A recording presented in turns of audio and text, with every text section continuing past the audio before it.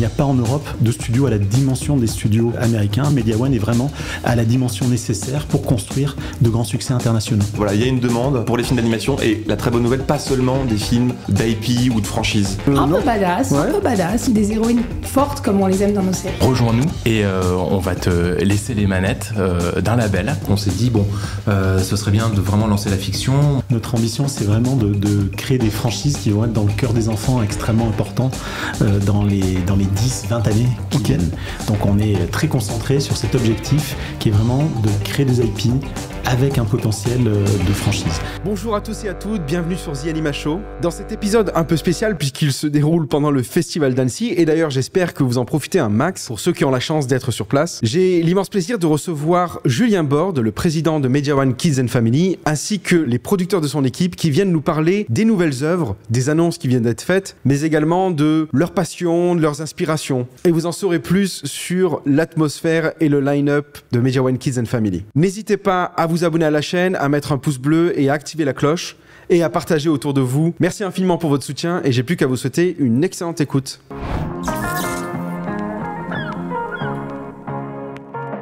Julien, bonjour, bienvenue sur The Anima Show. Salut Sabri, merci de nous accueillir pour une seconde fois. Ça me fait très plaisir de te recevoir. Est-ce qu'on peut parler un petit peu de Media One ? Ça me paraît la bonne idée. Donc Media One, ta maison a beaucoup changé, la nôtre aussi a beaucoup changé en quelques années.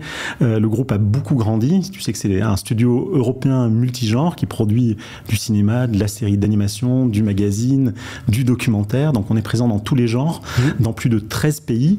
Récemment, on s'est étendu en Allemagne avec l'arrivée du groupe audiovisuel Leonine. Au sein de Media One. Et donc, on est vraiment dans la réalisation du projet initial de Pierre-Antoine Capton, Xavier Niel et Mathieu Pigas quand ils ont créé Media One, donner une dimension internationale aux œuvres de talents européens et mondiaux.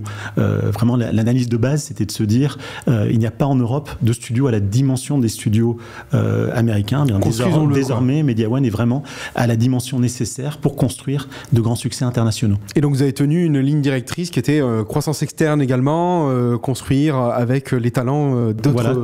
Croissance externe, création de labels en interne. Tout à fait. Media One Kids and Family, au sein de la grande maison Media One, de la grande maison des talents, eh bien, c'est aussi construit, c'est enrichi de très nombreux labels de production. On est désormais plus de 8 labels de production à Paris, à Amsterdam, à Londres, Bristol, Rome, Los Angeles. Donc on est vraiment présent partout. Donc tous ces labels de production, eh bien, ils produisent actuellement plus de 10 séries, ce qui fait de nous le plus grand studio européen. Donc il y a 10 séries en cours de production chez Media One et une trentaine de séries en développement qui vont arriver et qui ont vocation à devenir les grands hits que les enfants adoreront. Trop bien. Et du coup, qu'est-ce qui va vous distinguer, vous, Media One Kids and Family, des autres, finalement, studios autour de cet univers-là ? En animation, notre spécialité, c'est vraiment de s'allier aux meilleurs talents. On a de nombreux talents internes, tu les reçois aujourd'hui, des producteurs qui vont trouver les projets, les faire vivre tout au long des années, parce que l'animation, c'est un processus assez long et lent, comme tu le sais, mais on s'allie également à des talents externes, et je crois que ça, c'est vraiment dans notre ADN. Depuis notre alliance, il y a quelques années avec Jérémy Zag autour de la marque Miraculous. Et puis on a de nouveaux talents qui travaillent avec nous. Je pense à Romuald, le créateur des Pyjamasques, qui prépare une nouvelle série préscolaire. Je pense dans un tout autre genre à Sylvain Chaumet, qui travaille sur un biopic autour de la vie de Marcel Pagnol. Je pense à Louis Clichy, qui est un des meilleurs réalisateurs de films d'animation en France. Je pense à Laurent Zetoun, qui a également produit de grands films d'animation dans le passé, et avec qui on travaille sur des projets de séries animées et de films d'animation. Donc ça, c'est vraiment ça qui fait notre différence sur le marché. Et puis je dirais aussi qu'on a une relation très privilégiée avec des gens très importants dans l'écosystème de l'animation, que sont les diffuseurs. Donc les diffuseurs, ils ont beaucoup changé aussi en quelques années. Il y a des plateformes de streaming qui sont désormais dominantes dans le mode de consommation des enfants. Donc on travaille avec... Il y a aussi encore les chaînes de télévision. D'ailleurs, toi, tu es issu des chaînes de télévision. La première partie de ma vie professionnelle, j'ai passé dans les chaînes de télévision, et en tant que producteur, une des parties très importantes, c'est vraiment de bien travailler avec les chaînes, les plateformes de streaming, les Disney, Paramount, Warner, mais aussi Netflix, Amazon, Apple, qui ont vraiment le contact avec les enfants et qui nous permettent d'emmener les séries dans le quotidien des enfants. Donc ça, c'est vraiment une de nos spécificités. On travaille avec toutes les grandes chaînes françaises, toutes les grandes chaînes allemandes, l'Italie, l'Angleterre, qui sont les premières poches de coproduction.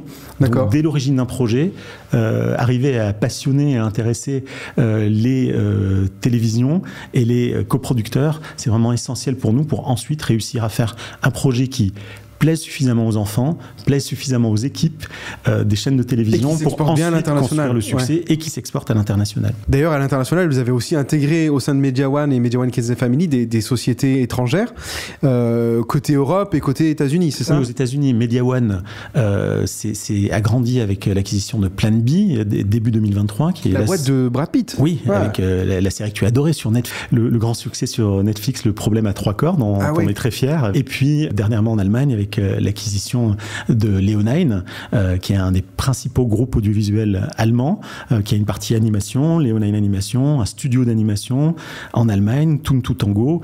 Ils ont connu un grand succès avec une franchise cinéma basée sur un livre que les jeunes Allemands et les familles allemandes aiment beaucoup, L'école des animaux magiques. Du coup, Media One Kids and Family, c'est non seulement la création d'œuvres originales, mais c'est aussi une activité de distributeur, quoi. Tout à fait, car une fois que les dessins animés sont produits, eh bien on a pour vocation de les diffuser partout dans le monde, et donc on cherche les meilleurs partenaires pour que les enfants puissent trouver ces dessins animés partout dans le monde. Et l'activité de distribution, qui distribue nos propres contenus, mais aussi des contenus tiers, produits par d'autres studios, partout en Europe et dans le monde, eh bien elle a vraiment bien grandi dans les 2 dernières années, et on est désormais un des premiers distributeurs de programmes pour enfants en Europe, avec des séries aussi différentes que Idéfix, Barn Kids, ou bien tout prochainement la série Maddie and Tricks, qui est une très jolie série, très inclusive, produite par un studio irlandais, Turnip and Duck, et qui est une série basée sur un podcast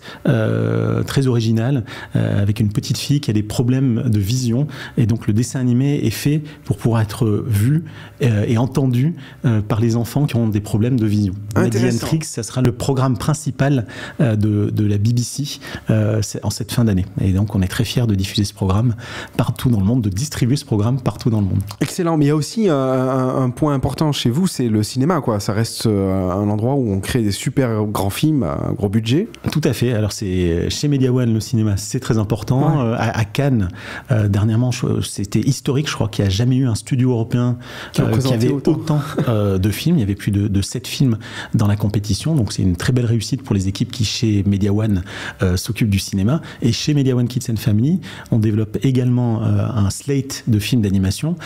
Tu vas recevoir Emmanuel dans quelques instants, qui est vraiment notre producteur d'animation, qui a passé des années à produire les plus grands films, tels Le Petit Prince, Miraculous Ladybug.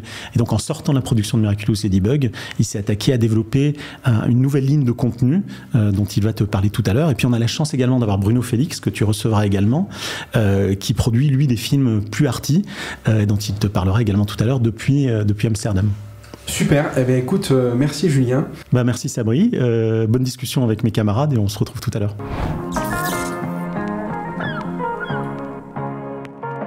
Emmanuel, bienvenue. Ravi d'être là. Ça me fait plaisir. C'est pas ton premier Annecy, je pense, non? Non, mais bon, quand même, ça fait longtemps que je suis pas allé, donc je suis très content de retourner. Emmanuel, tu représentes la casquette cinéma chez Media One Kids and Family. Tu peux nous parler un peu déjà du marché, comment il évolue? Sur le marché du cinéma d'animation, c'est un marché passionnant qui a beaucoup évolué. Moi, je l'ai vu en plus évoluer sur les 15 dernières années, donc il y a quand même pas mal d'évolution. Tu as participé à des productions assez balèzes. On parle de Miraculous, on parle du Petit Prince, Playmobil aussi. Playmobil, ouais. Moi, j'ai commencé avec les très grosses machines. Sur cette typologie de projet-là, on était un peu les enfants gâtés parce que très vite, on présente ces projets sur les marchés. Et on a un marché, on a un Toronto, on a un Cannes, on a un Berlin. On arrivait à préfinancer. Et c'est vrai que après le Covid et la crise de la salle, pas mal de distributeurs se sont quand même retrouvés à quand même réévaluer leurs investissements dans le cinéma. Alors la très bonne nouvelle, c'est que l'animation post-Covid et le cinéma d'animation est quand même resté une valeur sûre pour les distributeurs et pour nos acheteurs, fort de la confiance aussi qu'on a installée, parce que c'est des relations de longue durée. Quand on travaille avec les mêmes distributeurs pendant 10-15 ans, ils attendent avec impatience le prochain film de Media One Kids and Family.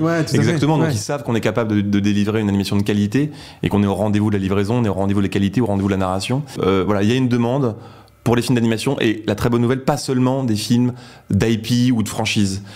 Et quand on voit des résultats comme des films comme Migration, dernièrement, tu veux dire d'œuvres originales? Oui, d'œuvres originales. Voilà, on est encore capable, et voilà, et Dieu merci pour les Pixar, pour les DreamWorks, pour aussi tous ces films de studios américains qui, voilà, chaque année démontrent que on n'est pas obligé de faire que des films basés sur des IP très connus. Et nous, c'est l'ambition aussi qu'on a chez Media One Kids and Family de se diversifier, ou pouvoir se dire aussi que l'intérêt et l'attrait du public n'est pas nécessairement passe pas que par l'adaptation d'un livre ou l'adaptation d'un jouet ou l'adaptation d'une série, qu'on est quand même capable. Je crois beaucoup en ça, effectivement, de créer de toutes pièces finalement des œuvres, etc. Et donc cette expertise cinéma, tu l'amènes au sein de Media One Kids and Family, et tu le fais aussi auprès finalement des autres labels qui sont potentiellement aussi en train de développer des longs métrages, j'imagine. Oui, il y a deux choses. Il y a vraiment l'activité, on va dire, Media One Kids and Family cinéma, avec vraiment nos propres productions, que ça soit des développements originaux qu'on porte vraiment nous tout seuls, ou sinon aussi des coproductions, parce que on a aussi à cœur de s'associer souvent quand c'est pertinent à 50-50 avec d'autres producteurs. Ça nous permet d'accéder à d'autres histoires, des histoires qu'on n'a pas forcément, auxquelles on n'a pas pensé, ou des talents auxquels sont rattachés sur d'autres projets. Et donc on aime bien ce modèle. Et aussi, comme tu le dis, les autres boîtes d'animation du groupe, comme Somewhere, comme Submarine, où là, moi j'ai la charge aussi de les accompagner fort de l'expertise et de l'expérience sur les 10 dernières années, et les aider à naviguer, que ce soit dans le développement ou dans le financement de projets. Il y a un réalisateur qui est Lino avec qui tu as déjà bossé, je pense, auparavant. Oui. Et là, qu'est-ce que vous nous annoncez ensemble là aujourd'hui? Alors avec Lino, on se connaît bien, parce qu'on se connaît depuis bientôt 7 ans. Je l'ai rencontré sur Playmobil. Quand on faisait Playmobil, Lino me disait toujours, parce qu'il a grandi à Brooklyn, première génération d'immigrés italiens, sa famille venait je crois que du côté de son père, il venait de Sicile, du côté de sa mère, il venait de l'Italie. Je lui dis, je vais absolument faire un truc sur l'Italie. Et il me racontait que quand il était petit, sa grand-mère à Brooklyn lui racontait l'histoire d'une créature mythologique qui s'appelait le Badalisque, qui est une créature mythologique du nord de l'Italie, dans les Alpes un peu italiennes, et qui venait chaque année dans ce village du nord de l'Italie, Andrista, au début de l'année, et qui venait, grâce à un pouvoir comme un diseur de vérité, purifier un peu les villageois de leurs mensonges, de leurs secrets. Et donc d'un côté il y avait ce personnage mythologique de cette créature, et puis de l'autre il y avait inspiré de sa propre histoire, Lino, qui donc a grandi à Brooklyn, et puis qui a évolué dans la pizzeria familiale à Brooklyn, et ses parents avaient des plans pour lui. Tu sais, on connaît tout ça. Tu sais, quand tes parents voient certaines choses pour toi, on investit sur toi en fait. On attend aussi, on projette. Oui. Et donc du coup, ils avaient certaines choses, certaines idées. Ah, mon fils, tu seras avocat, médecin, c'est docteur. Tu sais, tu as toujours un peu ces trucs-là.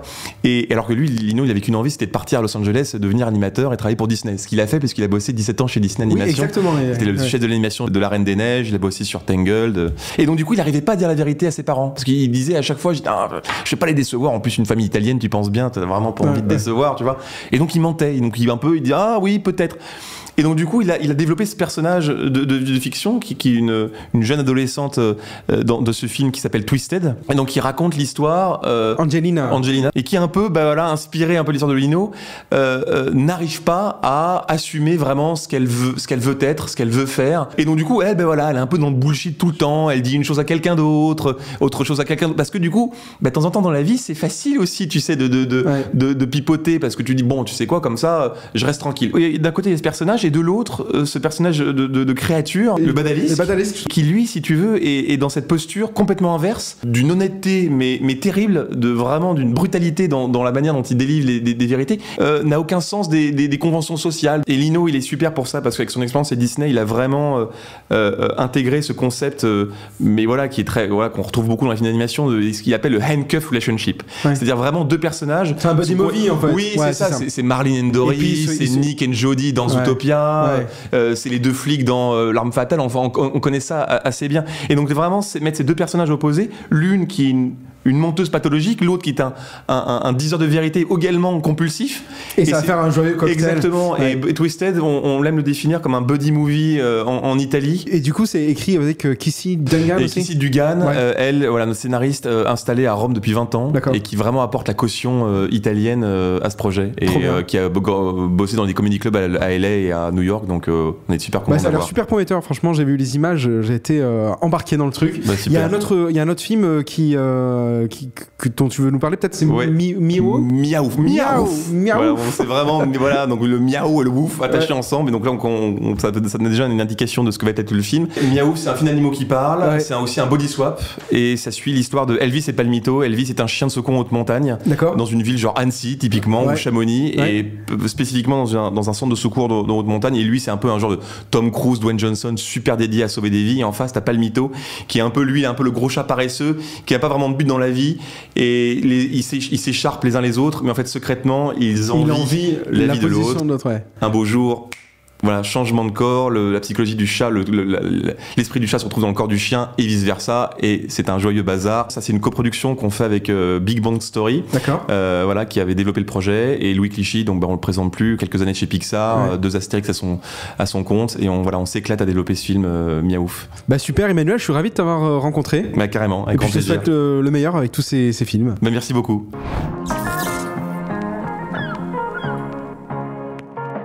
Et à présent, je reçois Catel. Comment ça va, Catel ? Très bien. Ça fait plaisir de te recevoir sur Anima Show. Merci. Est-ce qu'on peut discuter avec toi de ce label historique Méthode Animation que tu diriges aujourd'hui ? Finalement, ça représente quoi en termes de production là ? Alors, en ce moment, on a beaucoup de production, mais avant tout, Méthode, c'est la pierre angulaire, enfin, c'est la pierre de fondation de Media One Kids and Family, parce que c'est la plus vieille société, quand je dis vieille, voilà, elle a été créée il y a 25 ans, voilà, exactement. Et aujourd'hui, à travers Méthode, dans les productions comme dans les développements, on incarne la diversité et la modernité à travers une pluralité de sujets, plusieurs thèmes. De thèmes que vous développez au sein du label. Et des axes, en fait, des axes de développement, des axes stratégiques de développement. Et du coup, quels sont ces axes ? Alors, j'imagine qu'il y en a 4. Ok. Il y a les talents, on met vraiment les talents, on va chercher les talents en France comme à l'étranger, comme à l'international, et on développe les projets autour des talents. Le deuxième axe, c'est toute la partie un peu classique de Méthode, donc les grandes IP, les grandes franchises qu'on essaye de s'approprier, de moderniser, parce qu'aujourd'hui, on raconte pas de la même façon les choses aux enfants, et donc on s'adapte. On est toujours très très friand des créations originales. On est très axé sur les créations originales. Et puis le quatrième axe, on va chercher les enfants là où ils sont aujourd'hui. Ils sont beaucoup sur le web, ils sont dans les jeux vidéo. Donc on s'intéresse à des franchises ou des propriétés issues de ces domaines pour les développer en programme de dessin animé. Ok, et donc du coup sur les talents avec qui vous travaillez. Alors les talents, je vais en citer quelques-uns. Il y a Romuald, le créateur des Pyjamasques. Oui. Donc on est en train de développer aujourd'hui Taitiki, qui est une série upper preschool qui se passe en Polynésie. Donc il y a beaucoup de diversité, il y a beaucoup d'attachement culturel, et c'est une série autour de la préservation des océans. Exactement, la protection des océans. Donc il y a tous les ingrédients qui ont fait le succès de Pyjamasques, parce que Romuald, c'est vraiment sa force, avec un message un peu plus profond, je pense, notamment vis-à-vis de l'écologie, la préservation des océans, l'amitié, et puis ancrer une série dans quelque chose d'assez nouveau. D'accord, je comprends. Autre talent qui gravite autour de vous là ? On développe aujourd'hui avec un créateur et réalisateur sud-africain qui s'appelle Isaac Mogajan, qui est notamment un des réalisateurs d'un épisode de Kisazimoto sur Disney+. Et nous développons aujourd'hui à Nancy, donc c'est pareil, dans la diversité, on est sur des thèmes sud-africains et des divinités. Avec des super-héros et tout. Des super-héros issus des rues et qui vont tirer leur pouvoir de divinités africaines. D'accord. Il y a également un trio lyonnais qui ont créé le studio Pango. Pango, c'est le titre d'un programme dont je parlais un petit peu plus tard. Ce trio lyonnais, donc c'est Lise Mélinan et puis les frères Akita, Julien et Mathieu Akita. D'accord. C'est des frères franco-japonais et ils ont créé tout un univers univers pour enfants qui est basé sur une application qui est super, qui marche beaucoup, et donc on aimerait beaucoup adapter. Et après, donc, sur les grands classiques que vous réadaptez? Sur les grands classiques, on a en production actuellement, on a Robin des Bois saison 4. Donc œuvre patrimoniale en fait. Œuvre patrimoniale. Là, on est saison 4, avec une druidesse qui commence à... Avec une druidesse, c'est réalisé par Émilie Guintini. Toujours dans la partie talent, on est allé aussi chercher Kevin Tran, un des youtubeurs, voilà, le grand youtubeur de la chaîne Le Rire Jaune. Et nous produisons actuellement Kiei, adapté de son manga. D'accord, super. Côté grande franchise, on produit actuellement Les Trois Mousquetaires, complètement remodernisé, revu au goût du jour. On a complètement pris une grande liberté avec l'œuvre d'Alexandre Dumas, parce que nos Trois Mousquetaires sont des filles. Ah, sympa. 4 mousquetaires. Avec Charlotte D'Artagnan, c'est ça? Charlotte D'Artagnan, exactement. Un peu badass aussi, un petit peu. Un peu badass. Sympa. Et puis vraiment avec une foi, quelque chose d'assez, des héroïnes fortes comme on les aime dans nos séries. Et puis il y a aussi Astro Boy. Astro Boy, alors ça c'est dans la partie toujours grande franchise qu'on essaie de moderniser. Donc Astro Boy, on connaît, c'est le célèbre héros créé par Osamu Tezuka. Osamu Tezuka, exactement. Entre 1952 et 1968, 100 millions d'exemplaires vendus à travers le monde. C'est un succès phénoménal en Asie, mondial même. Et nous, ce qu'on souhaite faire là, dans la façon dont on a redéveloppé Astro Boy, donc toujours en étant très très fidèle à l'essence même d'Astro Boy, mais entre les années 60 et les années 2020, voire plus quand la série sortira, il y a quand même un gap. Donc pareil, toujours dans la modernité. Alors, il y avait des thèmes dans Astro Boy déjà dans les années 60 qui étaient très très très modernes, notamment l'écologie.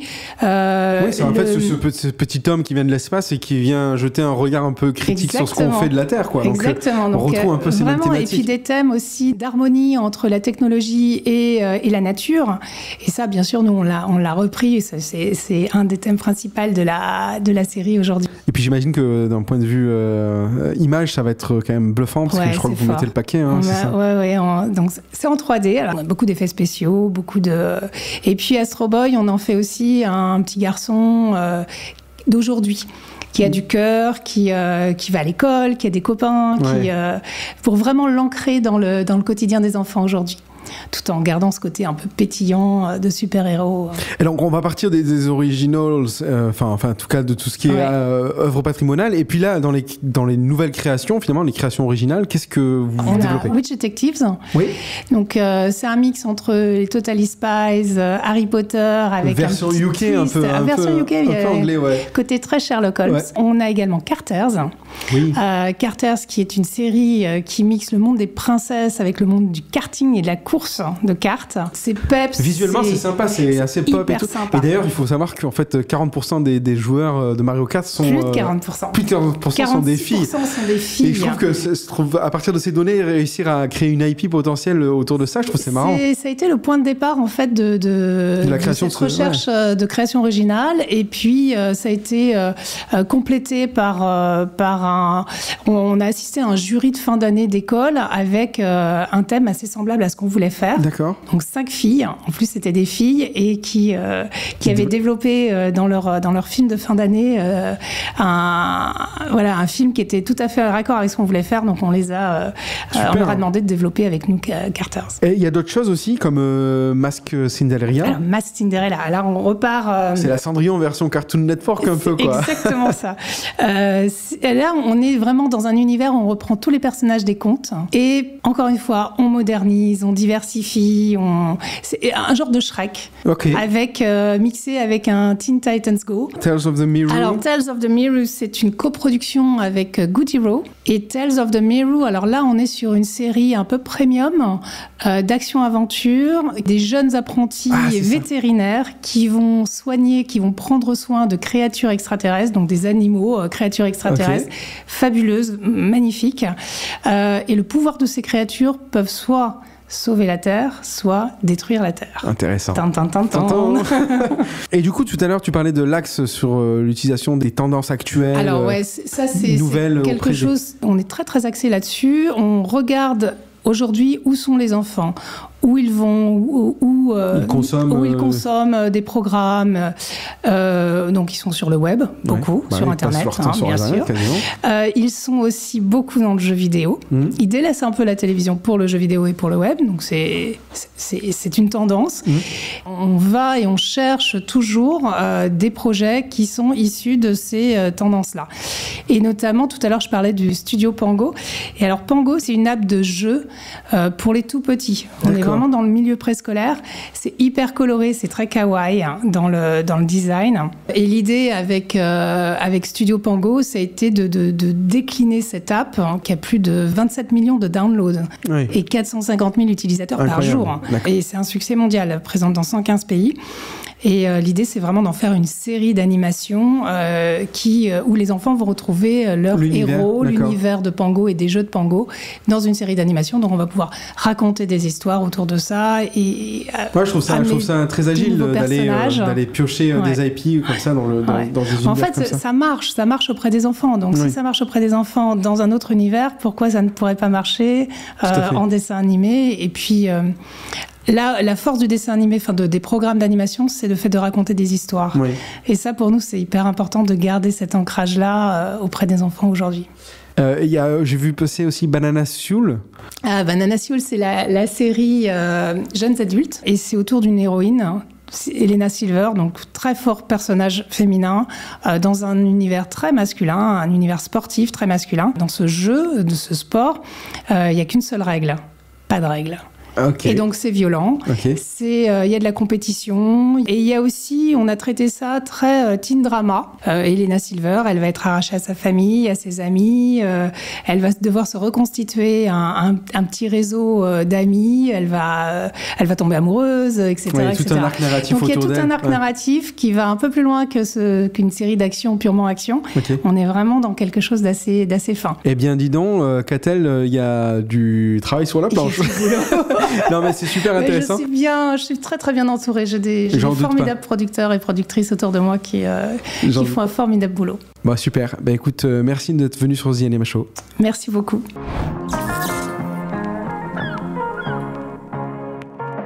Cédric et Arthur, bienvenue sur The Anima Show. Bonjour, salut Sabri. Merci, ça me fait plaisir de vous avoir ici. Comme on évoquait tout à l'heure avec Julien, le Media One Kids and Family, c'est aussi la maison des talents. Et rien de plus incarnant que vous deux, en fait, qui représentez les talents en interne. Comment cette dynamique d'accompagnement, d'épanouissement des talents s'applique pour vos deux labels, Somewhere et Elliott? Non, c'est vrai que je rêvais de pouvoir développer un line-up plus personnel après une première partie de carrière à adapter des grands titres de la bande dessinée chez nos concurrents maintenant. Les Filles de Dad, entre autres, Roger et ses humains avec Cyprien. Avec Cyprien, le youtubeur. Tout à fait, première série YouTube native en France. Et c'est vrai qu'à l'invitation de Julien, il m'a dit, écoute, t'as un line-up ambitieux qui se tient, dans lequel je crois, rejoins-nous et on va te laisser les manettes d'un label. Et donc Somewhere Animation est né comme ça, il y a tout juste 2 ans, à l'invitation de Julien. Trop bien. Somewhere parce que... Somewhere, ça vient de ma passion du musical, c'est à la fois Le Magicien d'Oz, Somewhere Over the Rainbow et puis West Side Story. Ok, donc pas mal de musique finalement dans les œuvres qui arriveront. Ouais, il y a toujours un twist musical dans ce qu'on va développer. Bon, super, on va voir ça après. Cédric, toi de ton côté? Elliott Studio, puisqu'on est dans l'origine des noms, Elliott, parce que Elliott, le héros de E.T., voilà, qui est quand même un film qui m'a vraiment marqué, parce que moi je fais partie de la génération de 74, donc voilà, moi ça a été mon cinéma et c'est ce qui m'a donné envie de faire ce métier, et c'est le rapport au merveilleux de ce moment où on est un petit garçon et quelque chose à vous faire grandir. Donc, dans le cas présent, c'est E.T. Et c'est ce que j'ai voulu, moi, faire au travers d'Elliott dans les séries de fiction ou hybrides qu'on va développer. C'est-à-dire toujours avoir un pied ancré dans la réalité, mais surtout les yeux vers le ciel, vers le merveilleux. Donc voilà, c'est de là avec que ce vient passage Elliott. Finalement de l'enfant à l'adulte, quoi, voilà. qui va être la cible finalement d'Elliott, c'est ça? Tout à fait. C'est-à-dire quand E.T. s'en va à la fin du film, c'est une partie de l'enfance d'Eliott qui s'en va, et nous on l'a accompagné. Et c'est cet accompagnement-là qu'on essaye de faire avec les projets d'Eliott Studio. Petite interruption juste pour vous indiquer que ce podcast est soutenu par 22D Music, qui accompagne depuis plus de 20 ans les producteurs de l'audiovisuel dans la gestion de leurs catalogues musicaux et dans la composition musicale, ainsi que Toon Boom, la société qui édite les logiciels d'animation 2D, de storyboard et de gestion de la production. Big up également à notre partenaire Écran Total, la source d'information des professionnels de l'audiovisuel. Voilà, c'est tout. Retour à la conversation. Mais ce qui est bien, cette petite référence à l'œuvre de Spielberg, parce qu'elle est tout de suite évocatrice. Du côté Somewhere, alors qu'est-ce que vous avez annoncé et qu'est-ce qui arrive finalement? Qu'est-ce qui mijote en qu'est-ce cuisine? qui mijote en cuisine? Ouais, c'est vrai que c'est des temps longs toujours le développement en animation, tu le sais. Il y a eu donc Dessus-dessous, notre premier projet original qu'on a présenté au Cartoon Forum en septembre de l'année dernière à Toulouse. C'est notre premier projet preschool, écrit par Cyril Dédier et illustré par Mathieu Sagechi. Très coloré, très coloré, qui raconte l'histoire d'un arbre village où il y a une communauté qui vit au-dessus, dans la cime des arbres, et puis en dessous, dans les racines. Et on va apprendre à vivre ensemble et à comprendre que souvent, quand il y a un problème au-dessus, la solution est en dessous et vice-versa. Sympa. J'ai vu aussi Temtem, qui m'a fait vachement penser à des univers de collection de créatures, jeux vidéo.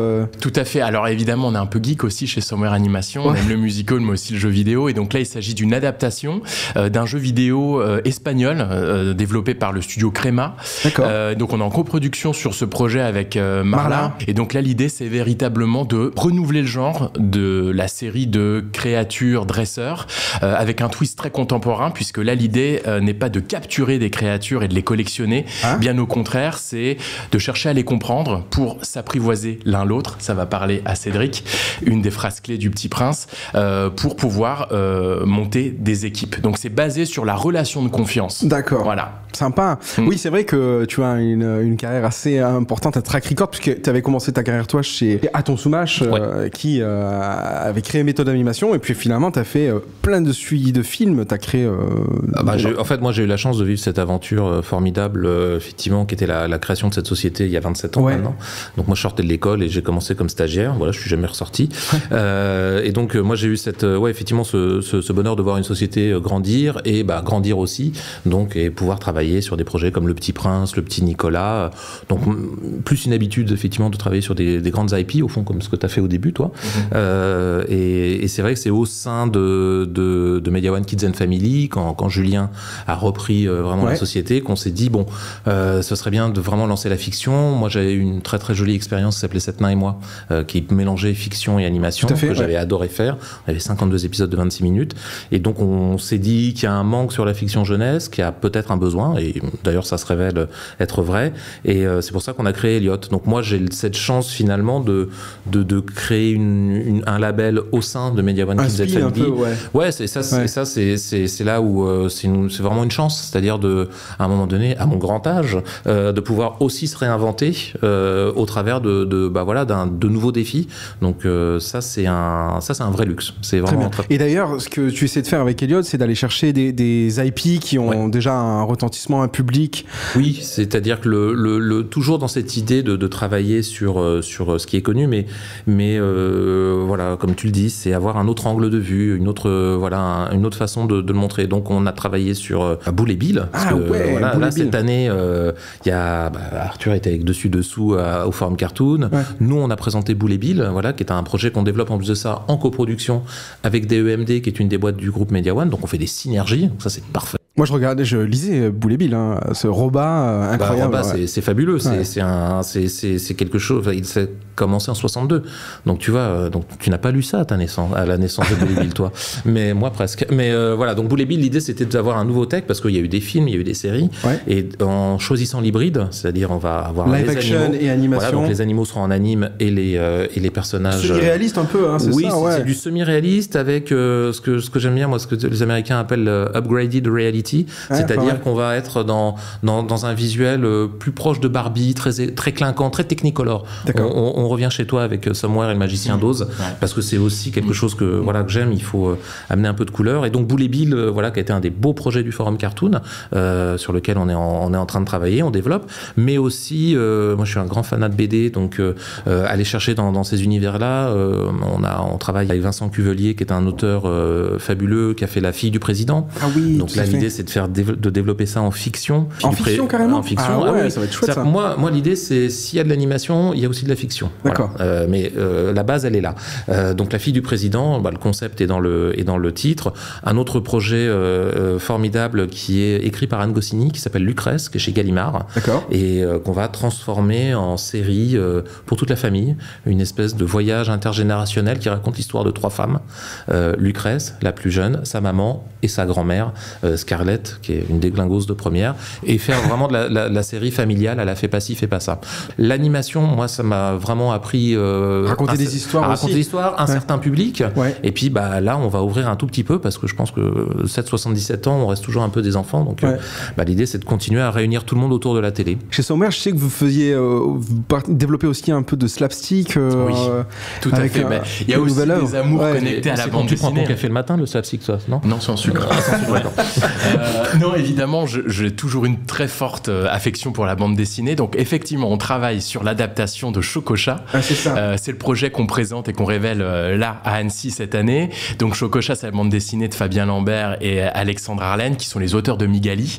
Et donc, on travaille avec Alexandre Coste, avec qui j'avais fait Akissi, notamment, et Roger Ses Humains.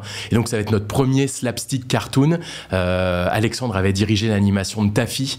Et donc, on est dans cette veine extrêmement visuelle, très rythmée. Ouais, voilà. Très rythmée, avec vraiment cette relation chat-humain sympa, quoi, qui a l'air prometteur, hein, franchement. Donc, Ravi que ça te plaise. Mais ce qui est sympa, c'est que justement au sein de la maison Media One Kids and Family, il y a ces 2 labels frères et ça se voit. Vous avez une certaine complicité. J'ai l'impression que vous partagez aussi pas mal de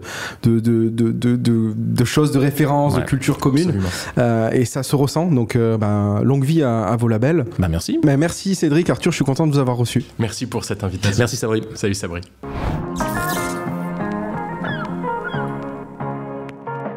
Hello Jesse, welcome to the Anime Show. Hey, great to meet you. Well, I'm super happy. Where are you based exactly? We're based in Bristol, which is a city in the southwest of England where there's a great tradition of animation. Aardman Animations are down there as well with us, as well as, in the old days, the BBC's animation unit. And then obviously we work a lot in London as well with all the talents that's there. So, we feel like we're in the best of both worlds. Amazing access to the London talent, amazing access to the Bristol talent. It's great. Your company, Wild Seed, is now part of Media One Kids and Family. And I've heard that it's kind of an incubator of creators. I'm super interesting. What is the model and how it works? Yeah, that's right. We're built around an incubator, and the model is basically that we take ideas from young, emerging creative talent and we incubate those ideas with them.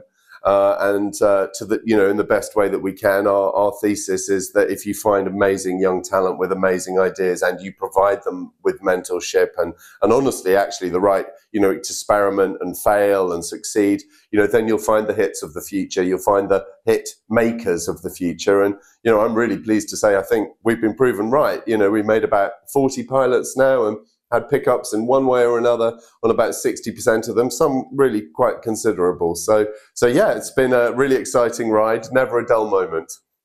So some creators like Jack, Joel from Dodo and Tough Pom are part of your incubators. And what is now the future of their IP? Yeah, Jack and Joel both came up through our incubator programs. Joel is about to start making this, and Jack is just delivering on the 2nd season of that.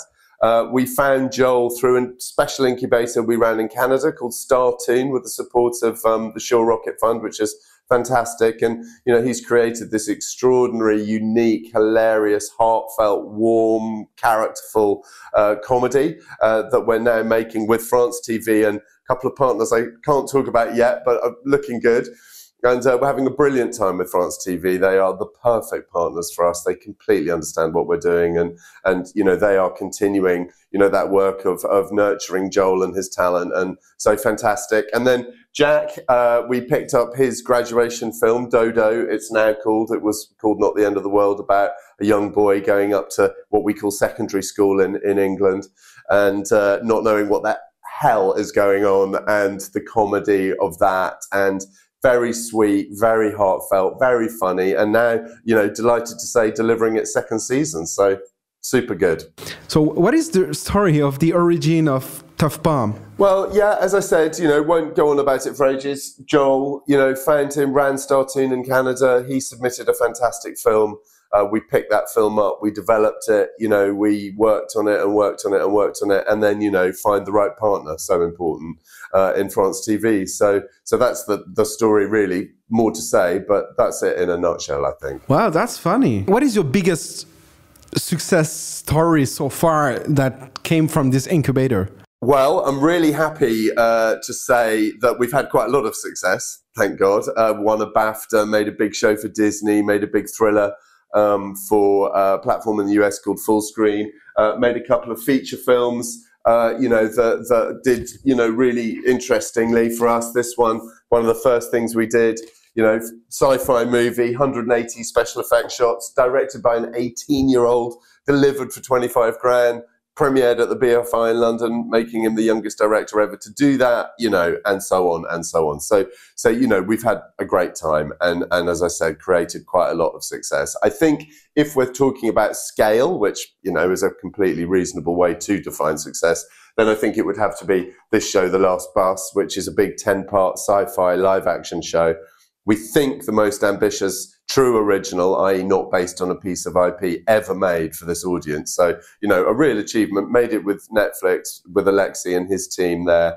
Really, really fantastic experience, although produced all the way through COVID, so quite stressful. But, a wonderful thing. And for us, the really wonderful thing about it, apart from the fact that, we think it turned out great, is that, it was, written by Paul, who we found in our incubator. He made a web series for us really early on. He wrote it, was in the writer's room, directed by Drew, the young director from the movie, acted in by people we found from the incubator. So it was a real testament to what we said was going to be possible, which is that, if you find great talent, if you mentor that talent, you can take them, from their bedrooms all the way to super prime time, Netflix.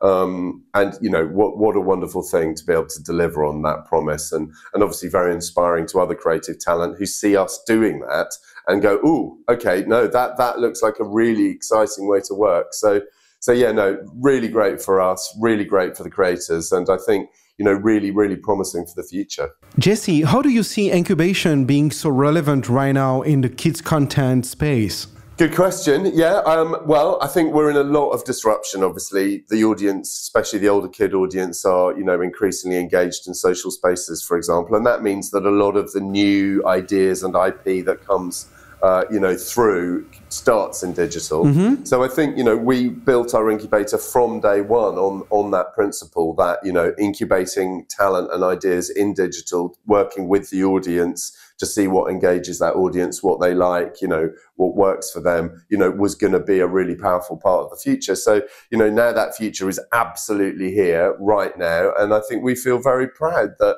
we saw that 10 years ago and got so good at it, I suppose, in terms of finding the talent, working with the ideas, working with the audience, rolling those ideas out. So I think incubation is not going to be, a nice to have thing. Oh, that was a clever idea. I think incubation is going to be, the whole thing in terms of how we find and test IP. I think making a 52 episode series and then praying the audience like it, that doesn't feel like the smartest way to work anymore. And obviously we're very, very much kind of geared to work in this more sort of incubatory way with the talent and the audience. So, fingers crossed, but, we're feeling very positive about that. All right, Jesse, thank you very much for being on The Anime Show, and I wish you the best for the future. Oh, it's been such a pleasure to talk to you. Thanks so much for your time, and good luck with everything, and hopefully we'll chat again soon. Thanks a lot. See ya. Bye.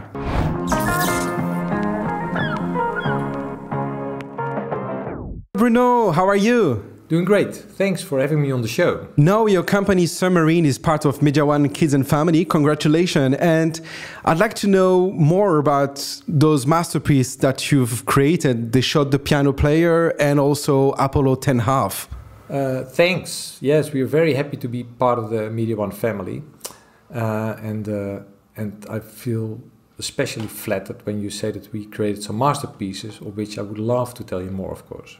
We worked on They Shot the Piano Player by a Spanish author, Fernando Trueba, which is a lovely hybrid film. It's a documentary, it's an animated feature, but it's also a great story about discovering music and telling about the political situation in the 70s in Latin America.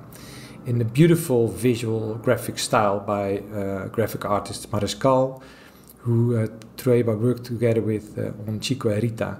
And it was a lovely film and great to work with these two maestros of cinema. We had lots of fun working on Apollo 10.5, A Space Age Adventure, a film by film author Richard Linklater, who made beautiful films and some very exciting animated features. And this film specifically, a family film where he tells a story of this man nostalgically looking back at his childhood and with sweet memories of how his sort of like free playing childhood was in Houston, Texas. Go and check it out on Netflix. It's a lovely film. All right. So today it's the Festival of Annecy, and I guess you have some news to share with us. Yes, it's great to be in Annecy again, and obviously we have like a slate of projects that we have developed both for television and the cinema that we're very excited about to present to people, partners, financiers and co-producers here at the Annecy market. The latest film we worked on was Fox and Hare Save the Forest, a lovely family feature again. We premiered the film at the Berlin Film Festival this year, and now it will be screening in Annecy.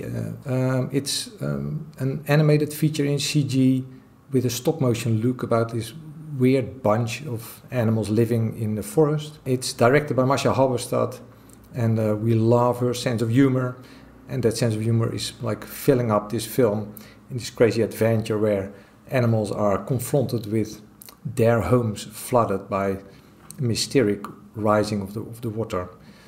It's an adventure comedy, and we just released it here in cinemas in the Netherlands, and we had like a very successful box office hit in the first 2 weeks of its release. Spike is a family adventure comedy about father-son relationship of an animal not very often seen in animation. It's a rhino. We are developing this project with a great South African company, Die Prente, and we have a South African writing team, and are really excited about a lovely script that we have finished, and now we are starting to finance this film, hopefully to start animating on this next year. With American company Rebel Maverick, we just launched or announced a new series that we work on, which is really exciting. It's called Kiramala, and it's based on a trilogy of books by American author Sayantani Dasgupta. And it's a lovely fantasy story, coming-of-age story of a young girl living in New Jersey, discovering that she's actually an Indian princess. We also love to work on European art house animation, and I think Dansker, the project that we have developed with Danish company Ja-Film and film author Jonas Rasmussen, that we all know from his film Flea. It's a very interesting story based on a graphic novel made by Halfdan Pisket. And it's a migration story, very European, about a young guy in his early 20s living on the eastern side of Turkey and escaping that place to find his luck in another more northern place of Europe, ending up in Denmark. In a beautiful graphic style, and we are now looking for our partners to start animating on that already at the end of the year. Infinite Kung Fu is a series we're working on which targets a young adult audience. It's an action-packed series, totally over the top, where ninjas are meeting zombies. We work together with IDW. It's an American publisher and production house, and we are lucky enough to have boarded two showrunners who previously worked on Cobra Kai and Samurai Jack, and I'm really looking forward to bring this show to the market in Annecy. Currently in production at Submarine, we have Paul the Pirate Mouse, which is promising to be a lovely looking CG animated series aiming at preschoolers, and I think we'll be ready in sort of like early next year, delivering 13 short episodes and an animated special. We're very happy to announce that we greenlit production on Little Charlie, our preschool animated series, which we are producing together with Alexandra Schatz in Germany and our Italian co-producer Palomar, also part of the Media One group. With the team of 3, we will be producing for ZDF in Germany Rai in Italy and Videoland in Holland. And I think it's a lovely, sweet series for the youngest television audience. We're looking forward to bringing that to the market soon. Well, thank you very much, Bruno. It was a pleasure to have you on the Anime Show. I wish you the best. Yeah, thanks. It was lovely to be here, and come back, please, for a visit soon.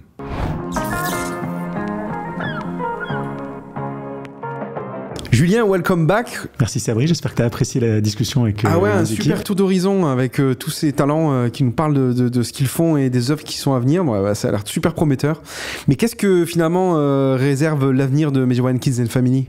Dans tous les projets que tu as vu passer, que ce soit en cinéma ou en télévision, notre ambition, c'est vraiment de créer des franchises qui vont être dans le cœur des enfants extrêmement importants dans les 10-20 années qui viennent. Donc on est très concentré sur cet objectif qui est vraiment de créer des IP avec un potentiel de franchise. Et pour le faire, on va continuer à grandir, à s'entourer des meilleurs talents. On va explorer de nouveaux territoires, comme l'Afrique, qui est un territoire qui nous intéresse beaucoup, dans lequel on a des premiers projets d'animation qui viennent d'Afrique, puis également en Asie, où on a également des pistes de partenariat très intéressantes. On est présent en Inde depuis de très nombreuses années. On a notamment un partenariat avec le studio d'animation Toons, et on va continuer à travailler ce savoir-faire en Asie et trouver de nouveaux partenaires pour permettre vraiment de faire des shows les plus originaux possibles, et puis d'emmener aux enfants des programmes singuliers qui resteront dans leur cœur et dans leur cerveau pour un bon moment. Et du coup, en dehors de cette expansion géographique, est-ce qu'il y a aussi une expansion dans les territoires du divertissement, quoi ? Est-ce que... Oui, ça c'est une autre très grande obsession chez Media One Kids and Family. On adore tous l'animation, comme toi, et comme je pense les gens qui écoutent ton podcast. On est convaincus que l'animation, elle peut vraiment sortir du monde de l'enfance et servir désormais tous les genres. C'est ce qu'on appelle l'hybridation. Notamment l'animation adulte, par exemple. Voilà, dans l'animation adulte, mais pas que.